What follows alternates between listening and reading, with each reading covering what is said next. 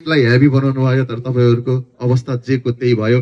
अब एकचोटी देवराजजीलाई हेरौं 25औं वर्षदेखि आफ्नो जीवनको एउटा उमेर भनौं न आधा उति उमेर नै उहाँले शिक्षा क्षेत्रमा खर्च गर्नुभयो। तपाई हाम्रो बालबच्चालाई पढाउनु भयो, लेखाउनु भयो, कोही डाक्टर बने, कोही इन्जिनियर बने, कोही राम्रा राम्रा पदहरुमा पुगे।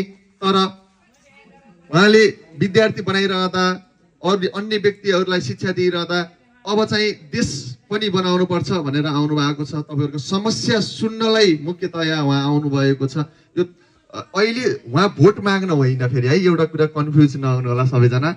राष्ट्रिय स्वतन्त्र पार्टीबाट देवराज पाठक जी अहिले तपाईहरु माझ यहाँ आउनु भएको छ भोट माग्नको लागि होइन, उहाँ सुझाव संकलन गर्नको लागि आउनु भएको छ। तपाईहरुको सुझाव के छ त, समस्याहरु के छ त, मलाई भन्नुस् न। म ती समस्याहरुलाई मेरो घोषणा पत्रमा राख्छु नि त भनेर ती कुराहरु समस्या समाधान गर्न सकिन्छ भने अर्कोचोटी भोट माग्न आउने बेला त्यो बोल्छु नि त भनेर उहाँ आउनु भएको छ। यसरी सुझाव संकलन गर्न तपाईहरुको घर दैलोमा सायद कमै नेताहरु आएका होलान्, आएकै छैनन् होला जस्तो लाग्छ, हैन त? हो कि हैन?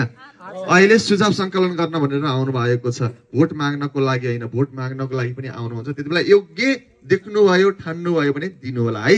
हस् ल, जय घन्टी।